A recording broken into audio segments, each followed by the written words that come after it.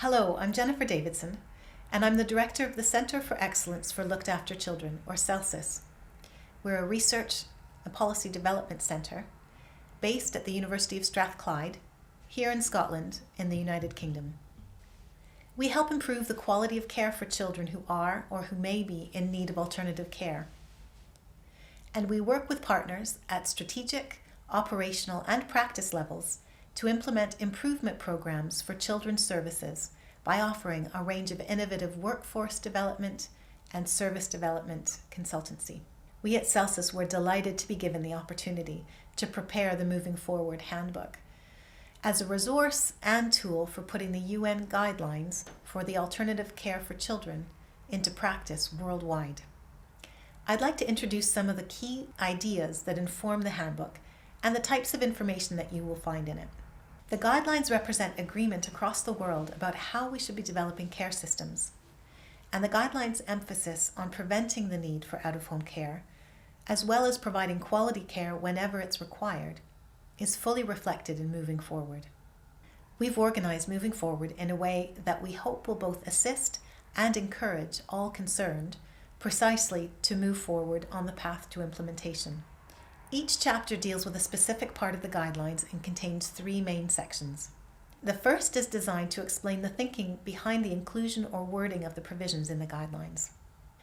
The second examines the implications of those provisions from a policy perspective.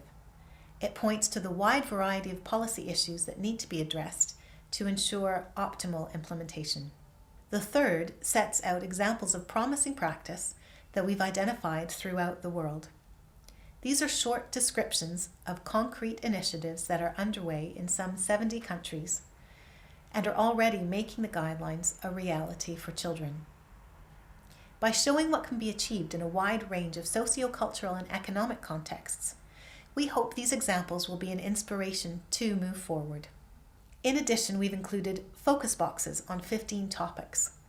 These were selected not because they are necessarily more important than other issues, but because we felt that they would benefit from more in-depth explanation. For example, gatekeeping and supporting traditional care responses. The final chapter has a special purpose: to demonstrate that moving forward is not something that can be done by specialists in isolation, but requires inputs and commitment from a broad spectrum of society working together.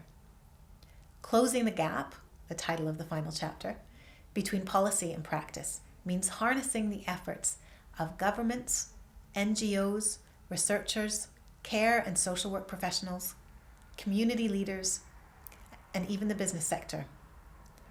Implementing these joint efforts needs to be intentional, strategic, and sustainable. The Moving Forward Handbook is intended for all these partners and can be used in a variety of ways, such as to enhance understanding of what the various provisions in the guidelines mean and imply, as an advocacy tool, to initiate and inform debates and discussions when care systems are being reviewed, and as a benchmark for assessing and monitoring care systems and services. On behalf of the handbook team, we very much hope you'll find the handbook helpful in moving forward on the road to improving respect for the human rights of children who are or who may be in need of alternative care.